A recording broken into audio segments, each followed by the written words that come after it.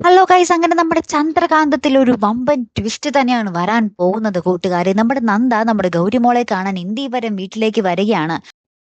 ആ നിമിഷം അവിടെ പല കോലാഹലങ്ങളും നടക്കുന്നുണ്ട്. നമ്മുടെ പിങ്കി നന്ദയ്ക്ക് സൈഡ് നിൽക്കുന്നു എന്നത് നമുക്ക് പ്രേക്ഷകർക്ക് ഒത്തിരി അതിശയം നൽകുന്ന ഒരു കാര്യം തന്നെയാണ്. നമ്മുടെ ഗൗതം നന്ദയെ പടിയിറക്കാൻ ശ്രമിക്കുമ്പോഴും ഗൗരിമോളിൽ നിന്നും അകറ്റി നിർത്തുമ്പോഴും നന്ദയെ ഗൗരിമോളിലേക്ക് അടുപ്പിക്കാൻ നമ്മുടെ പിങ്കി അവിടെ ഒരു വഴിയായി മാറുകയാണ്. ഇനി അതൊരു നല്ല ഉദ്ദേശത്തിന് വേണ്ടിയാണോ, അല്ലെങ്കിൽ ഗൗരിമോൾ എന്നേക്കുമായി നമ്മുടെ നന്ദ അവിടെ നിന്നും പറിച്ച് വേറൊരു സ്ഥലത്തേക്ക് കൊണ്ടുപോകാനാണോ? അങ്ങനെ ഒരു ചിന്തയും ചിലപ്പോൾ മനസ്സിലുണ്ടായിരിക്കും നമ്മുടെ പിങ്കിയുടെ, അല്ലെ? പിങ്കിയല്ലേ ആള്, നമുക്കൊന്നും വിശ്വസിക്കാൻ പറ്റില്ല അല്ലേ കൂട്ടുകാരെ? ഏറ്റവും ഒടുവില് ഇവരെല്ലാ കാര്യങ്ങളൊക്കെ പറഞ്ഞ് അങ്ങോട്ടും ഇങ്ങോട്ടും ചർച്ച ചെയ്തും വഴക്കടിച്ചും തമ്മിൽ തല്ലിയും ഈ ഒരു സമയം പോകുമ്പോൾ നമ്മുടെ നന്ദുമോൻ ഒറ്റപ്പെടുന്ന ഒരു നിമിഷം കൂടി നമുക്ക് പ്രൊമോയിൽ കാണുവാൻ സാധിക്കുന്നുണ്ട് കേട്ടോ. ഇനി എങ്ങനെയൊക്കെയായി തീരും നമ്മുടെ നന്ദ ഇപ്പോൾ ഇന്ദീവരത്തിൽ അവർക്കൊപ്പമുണ്ട്.